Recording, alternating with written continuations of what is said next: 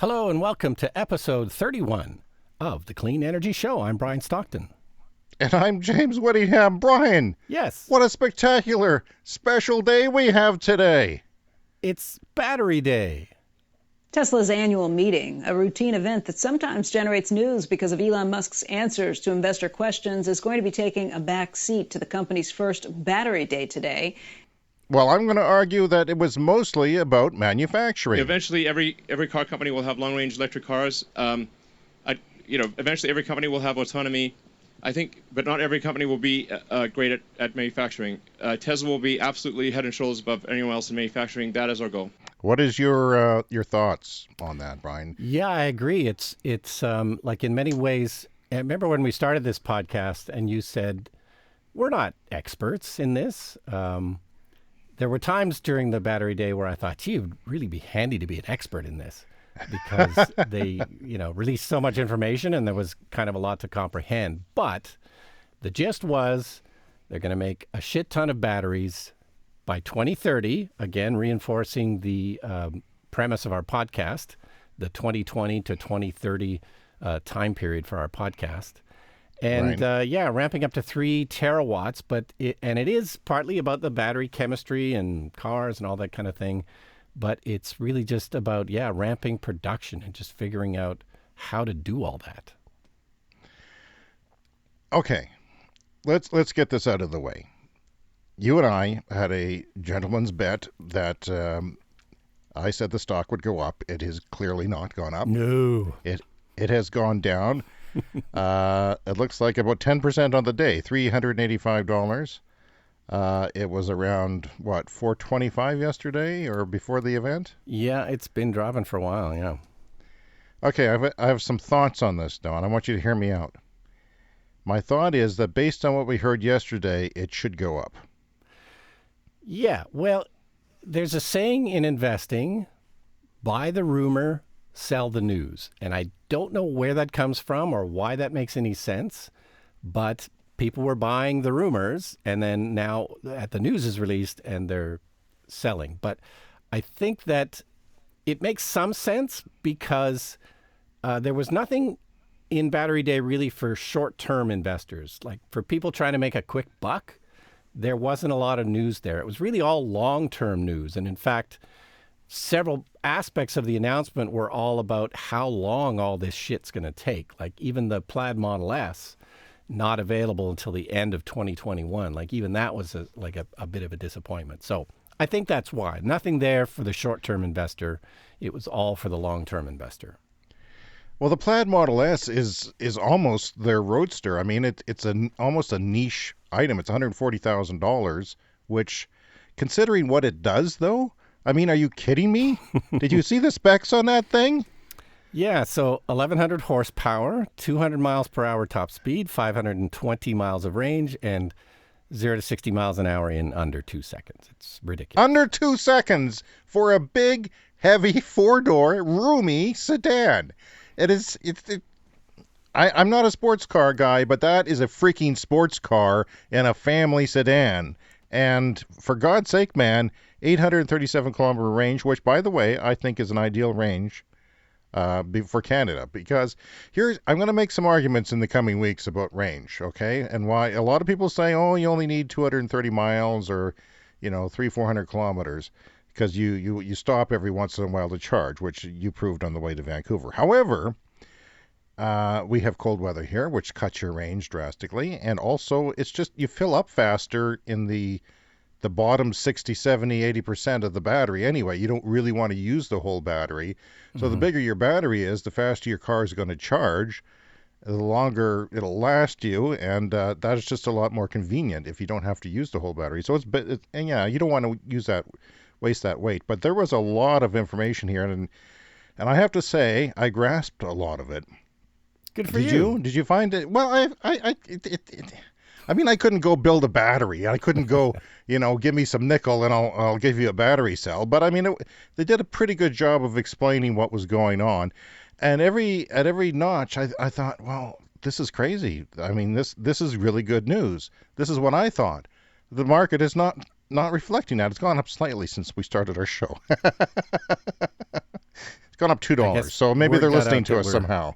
recording, but I don't know. Yeah, exactly. It's down 8.6% right now, but So the new form of the factor of the battery, it's a big, fatter battery.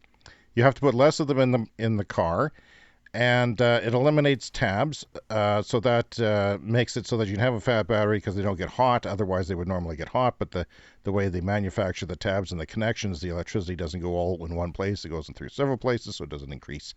The energy density increases. The cost of putting the materials in, because they're using different materials. They're getting rid of cobalt completely, which is unethical and expensive and unreliable for supply chain stuff. So this, it's hard for me to sit here and argue that this is really good news for Tesla, because I don't fully understand the battery, but I do understand one factory that can do 7 times the production, 7 times the volume.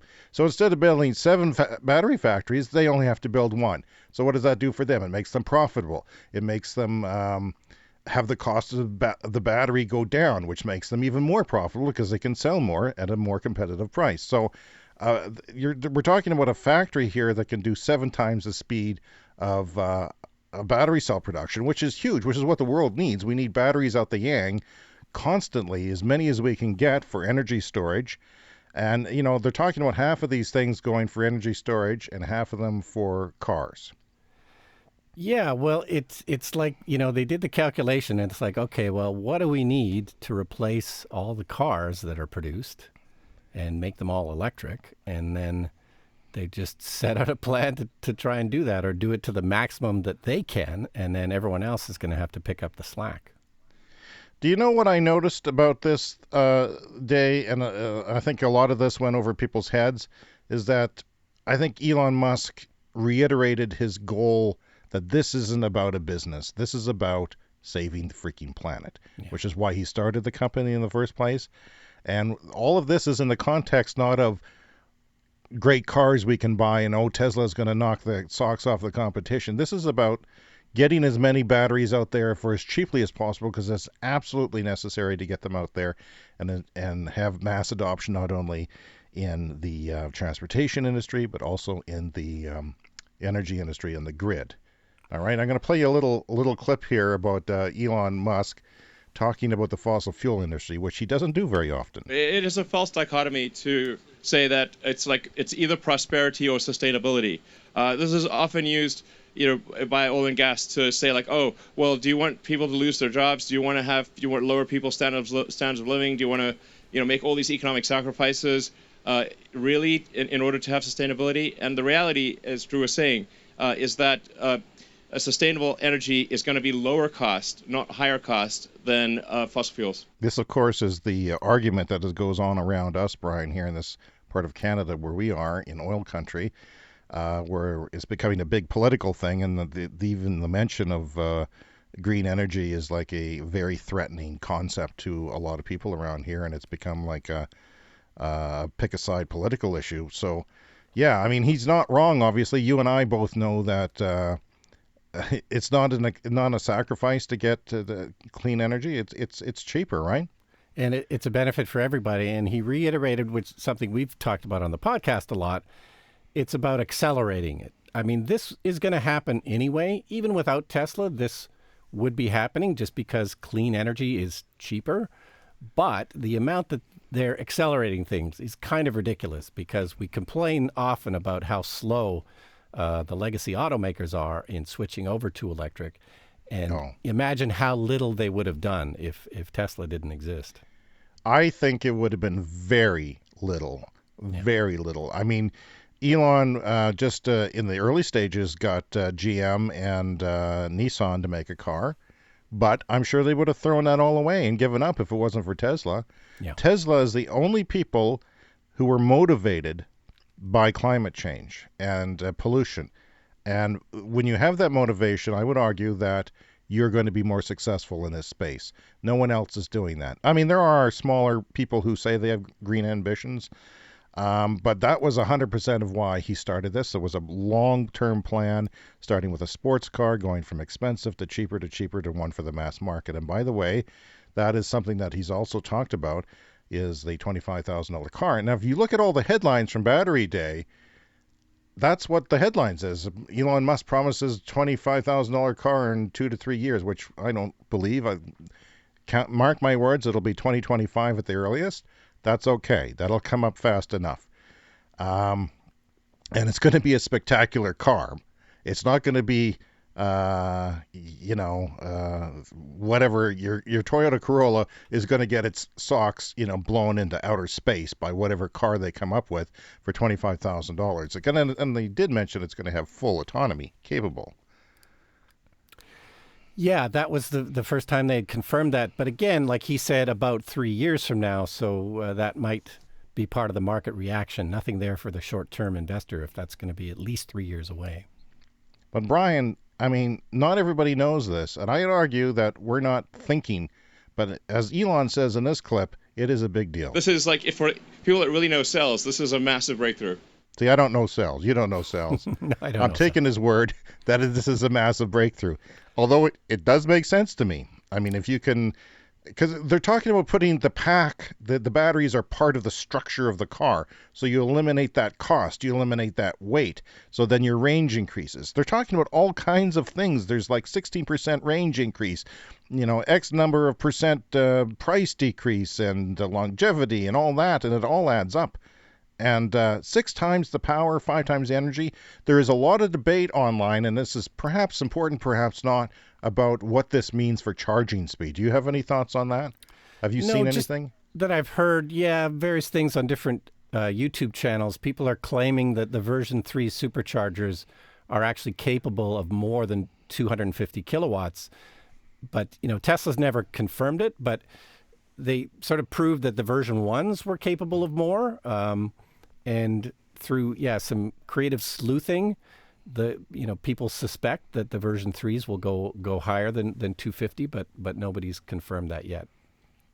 Well, yeah, I've heard rumors that these batteries, and these are people that are smarter than me on the forums, are saying this could mean a 5 to 6 minute charge time, or this could mean 80% in 15 minutes. Either way, it's 0 to 80 of a big battery in 15 minutes. Is all you need. I've talked about it a million times. The time it takes me to pee, wash my hands, put on my mask. Let's hope we don't have to do that in the future. 15 minutes is nothing when you don't have to attend to the pumping of the gas. You just plug it in and you go and you stretch your legs after 2.5 hours of driving. It's not a big deal. And it's not an inconvenience. So I think that it sounds like this will make a difference to the charging speed. And one of the things that struck my notion of this is it has 6 times the power. So it's capable of putting power out. It's probably capable of putting more power in. That's my thoughts. Yeah, and I will just add, though, too, it's definitely not immediate. These are all long-term plans. And, they admitted that the dry electrode battery process, which is something they bought from Maxwell Technologies, and this is one of the things that's helping to increase the efficiency of making these new batteries. They admitted that's really hard, and it's going to be a couple of years before they're making enough of those. I mean, I think they'll be going into the Plaid Model S first. That was sort of the idea I got from that, but they didn't actually confirm that. So it's not happening tomorrow, but it's a solid 10-year plan.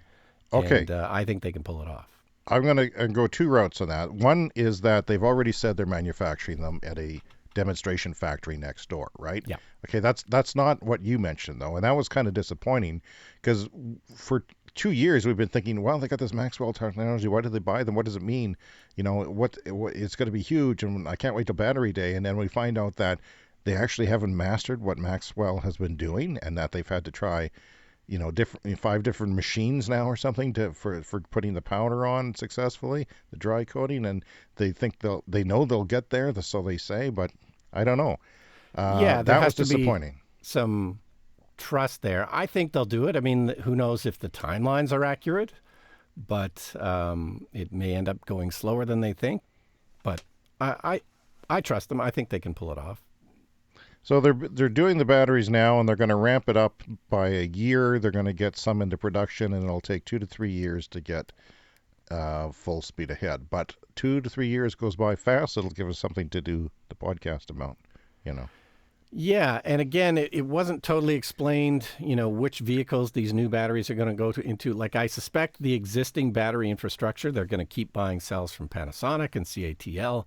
Those are going to keep going into the Model 3 and the Model Y for, probably quite some time. So, yeah, probably the Plaid Model S will get the new batteries first, and then the Cybertruck and the Semi. They've implied that those are the vehicles that really need it because they're, maybe bigger and heavier. But it all kind of remains to be seen. I wonder if nickel stocks went up because, they're getting on the mining people. But you know what? I'm going to bring this up. This is something that I caught that Elon said. He said that they're going to, in the future, when there's so many of these on the road and they have robo-taxis everywhere, they're going to recycle their own batteries. And because that'll be the cheapest way of getting the materials is to recycle their own batteries rather than paying a mining company. Because you can take the nickel and everything out and purify it and put it right back in the battery again. And people are always concerned about recycling batteries. It's not that big a deal. It's a question of what percentage. And it sounds like from other conversations I've heard that they could be very close to 99% recyclable. And that's a good thing. And this goes back to what Tony Seba said, and I tweeted this, and he retweeted my tweet. Wow. He liked it and retweeted it, and has now got tens of thousands of impressions from yesterday. Tens of thousands. And you know what? Tony, my mentor, not my mentor, my guru, yeah. He doesn't do a lot of retweeting. He doesn't do a lot of liking tweets. It's a rare thing. I remember seeing somebody get retweeted by him. No, liked by him. And I was jealous. This was years ago, and I was jealous, and it happened to me because I said the right thing. I pointed out that he's right. Tony Seba's theory is that we're not going to be mining in the future, in the new age, in the next decade and beyond. We're just going to recycle things. We're not going to go get ore for steel. We're going to melt the stuff we have, and because the population is not going to be rapidly expanding, I guess that's part of the equation, but we're just going to reuse extraction is not going to happen anymore. That's his theory. Yeah, I know you brought that up previously on the podcast, and then it was brought up to great effect at Battery Day, and they had a slide showing the increase of how much they're going to get from recycling batteries in the future, and it's kind of amazing. Yes, it's amazing that we are in the forefront of, I don't know why people aren't following us. The stock market should be on our every word, really. Absolutely. And the stock should go up. I'm not a stock expert, and I don't play one on TV, and I don't even own stock in Tesla. And I'm thinking about it. I tell you, I'm serious. Did you think about bumping up your thing or no? Oh, for sure. If it's dropping, absolutely. Every time it drops, I think about it, sure. Yeah? How much does it need to drop before you get itchy? Well, I'm already itchy. The question is, when do I scratch it? I was going to say something about an ointment. Anyway, I want to remind people that we are now on YouTube as a trial basis. This is a 30-minute show is going on YouTube every week from our podcast. And you can, subscribe to us on YouTube if you can find us. We need more subscribers so that we can have our own little channel URL to give people, but it's very complicated right now. I'll tweet it out. Look at us on our Twitter, Clean Energy Show on Clean Energy Pod on Twitter. Clean Energy Pod, you can have all the information you need, and you can see my Tony Seba tweet. What else do you think about Battery Day, Brian? Well, I wanted to bring up the million-mile battery concept because this is something that everyone was expecting them to mention, and they actually never mentioned it at Battery Day. This new battery and the new chemistry, they didn't say how long it's going to last. Because they were emphasizing the recycling, it almost seemed like that was more important, that they be able to recycle them rather than that they go a million miles. But I came across a YouTube video recently, the Tesla Daily podcast that's also on YouTube. Rob Maurer, he does a lot of good research. And he went through the 2019 Tesla Impact Report, and he sort of came up with a scoop that they already have a million-mile battery. It's just that they're using it in their energy storage products, like the Powerwall and the Power Packs. And they're not putting that into cars. So it's not clear which battery that is, or it's the same battery with different chemistry, or maybe they're just cooling it better. That's not really clear. But Tesla already has a million mile battery. They're just using it in the storage products. And I think we have a clip for that. Calculate those emissions from the manufacturing phase for a ride-sharing Model 3, well, you would have to actually know how much emissions are involved in creating that million-mile battery. So that was one of the questions that popped up in my mind as I was reviewing this, and sure enough, Tesla actually gives us the information we need here to figure out how they're calculating this. They say in the description for the quote-unquote ride-sharing Model 3 that is supposed to last a million miles, that it is, quote, what emissions per mile could be if the Model 3 were used for ride-sharing over 1 million miles using cell chemistry from our energy products, end quote. So newsflash, Tesla is saying right there with that statement that they already have battery cells that are capable of being utilized in a vehicle and lasting more than 1 million miles. Let me just say this about the Tesla Daily. I just got into following him too, and I was listening to his podcast, his pre-Battery Day podcast. He is the only one who got everything right. He basically did not have any crazy predictions, and he outlined everything that basically happened. You heard him at the top of the show in our intro, a clip of him talking about it. Highly recommend him. And he went on to say after that clip ends that he actually reached out to somebody at Tesla to confirm that he was reading that correctly, and they confirmed it, that they have the million mile battery. It's just in the storage products. So the storage product, you would have a lot more room to be able to cool it, right? Because you can put whatever system you want in there. You're not losing anything by weight or even size that much. Yeah, so maybe it's the same cells in the cars, but they're just, cooling them or managing them better. I'm not sure. And maybe, the cars kind of really right now don't need a million mile battery. That's 1,600 kilometers. My children will be dead by the time that car is finished being used. If it's not a robotaxi, that's where they need the million mile battery, because they're operating 24/7 pretty much, and it becomes a cost of ownership issue, right? Yeah, well, there'll be different batteries and different chemistries, and they'll go into different products, and they can presumably manage them in different ways. So, they're going to keep all their other supply lines open with Panasonic and all the other, there'll be many different batteries, and they can use them in different ways, which is kind of amazing. But the million mile battery is very significant for storage on the grid. And remember, this is important because it makes solar work at night. It makes wind work on calm days. This is incredibly important for decarbonizing the planet and for making all this stuff cost effective. So that has to become cheaper. And if you can put in a energy storage system that lasts 20 years instead of 10 years, which I believe 10 years is kind of the rate now that they last, maybe it's 8, but I think it's 10. And if you could double that to 10 years or to 20 years, then the whole cost per kilowatt hour goes down, and the whole economics changes, and then the whole competition with fossil fuel goes down the tube. Yeah, and I haven't looked at the price of the Powerwalls lately, and they also, they announced a big price drop just on Battery Day for their larger, like, power pack storage, grid storage systems. They just announced a big price cut, but I don't remember the exact price of the Powerwalls, but I remember looking at them and thinking, gee, these are kind of expensive per kilowatt hour, but that's likely because they are the million mile battery, that they're, it's a more expensive proposition. And I think it's a supply and demand thing, too. They just can't keep up with the demand very easily. So, there's different stats that have come out about these batteries. 56% decrease in cost per kilowatt hour. That's the ultimate goal, not half of what it is now. And remember, we're only, $24? It's like $124 per kilowatt hour now is what one of the financial analysts did for the Tesla battery. And once it reaches 100, we have parity with gas cars.